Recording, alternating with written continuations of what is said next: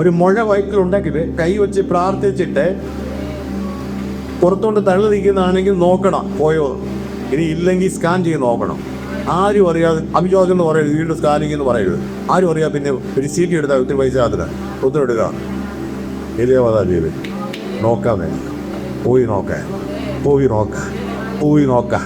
അവസാനം കൈപ്പത്തി പോലുള്ള മേഘം, കൈപ്പത്തി. യേശു പറഞ്ഞ ഇതാണ് ഇവിടെ നടക്കാൻ പോകുന്നത്. അയലോക്കത്തെ വീട്ടിൽ നിന്ന് വീഞ്ഞു പൊടിച്ചോണ്ട് വരുന്ന പരിപാടിയല്ല.